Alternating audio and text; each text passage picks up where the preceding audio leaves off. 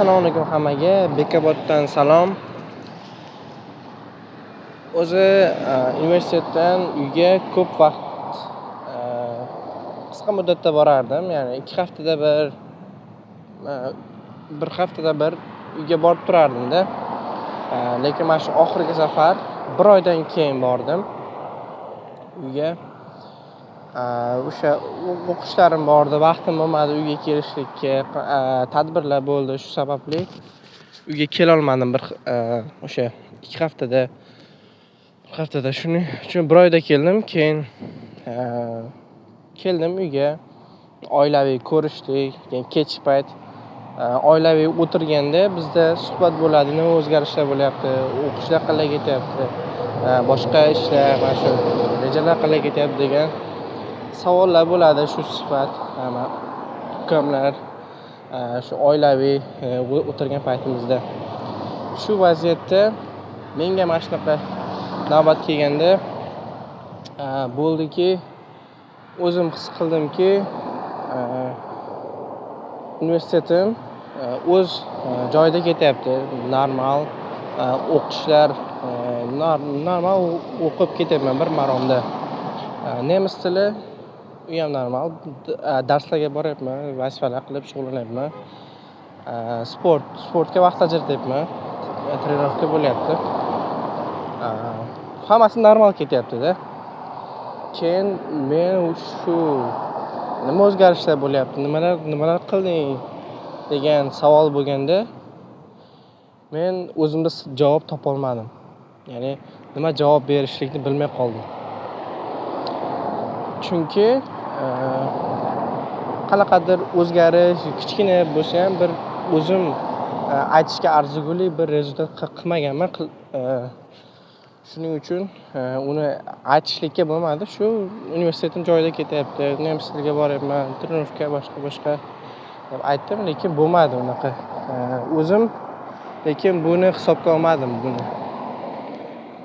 Rezultat, o'zgarish deb. Chunki hammasi norm degani bu bir maromda ketyapti degani. Lekin kattaroq rezultatlarga erishish uchun, biror bir kattaroq rezultatlar ko'rsata olishlik uchun har uyga borganingizda ota-ona bilan, oila bilan ko'rishganda bir arzigulik, bemalol ayta oladigan bir rezultat ko'rsatib borishlik kerak. Men bugungi videoning fikri shundan iborat. Uyga borishlik uchun bir sizda sabab bo'lsin. Uyga boryapsizmi? Oila bilan ko'rishganda qanaqadir rezultatlaringizni ayta oling. Nimadir o'zgarish qila olganingizda bu katta bo'lishligi mumkin, kichkina bo'lishligi mumkin, lekin o'sha o'zgarish rezultatni o'zingiz aytishga arzigulik deb bilishingiz kerak. O'zingiz his qilishingiz kerak. Mana shu o'zgarishni men o'zim qila oldim. Mana shuni bemalol ayta olsangiz, demak mana shu o'zingizni o'zgarishingizga sabab bo'lgan rezultat, natija hisoblanadi. Mana shu qisqa muddatli bo'lsa ham. Hozir meni universitetim o'zimizni shu Toshkent shahrida, uyim Toshkent viloyatida, Bekobodda. Lekin uzoq viloyatdan kelib o'qiydiganlar aytishligi mumkin, biz 6 oyda, 1 yilda bir boramiz-ku deb.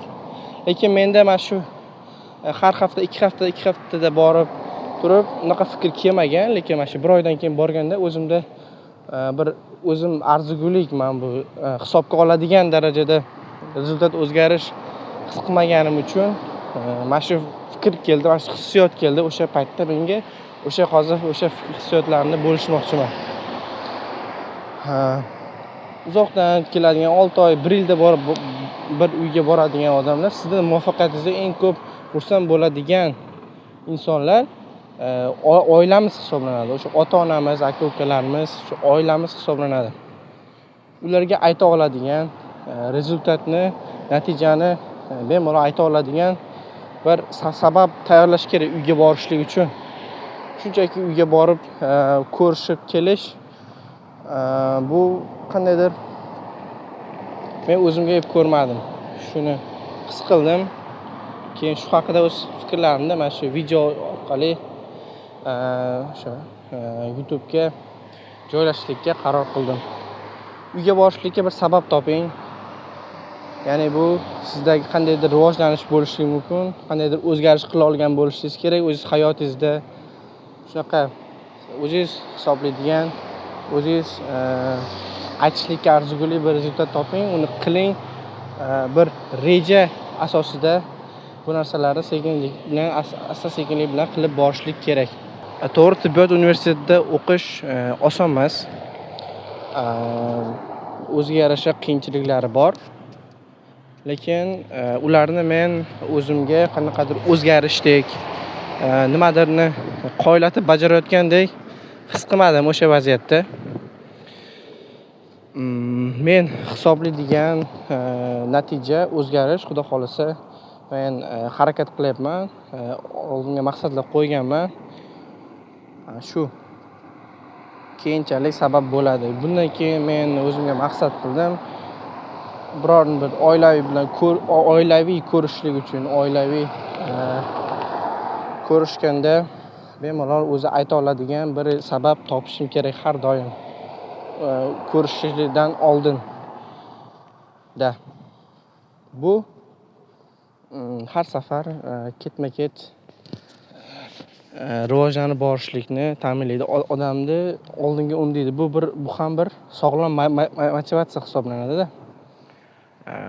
Biror bir yaqin insoningiz bilan ko'rishlik uchun siz nimadir rezultatga, nimadir o'zgarish qila olgan bo'lishingiz kerak.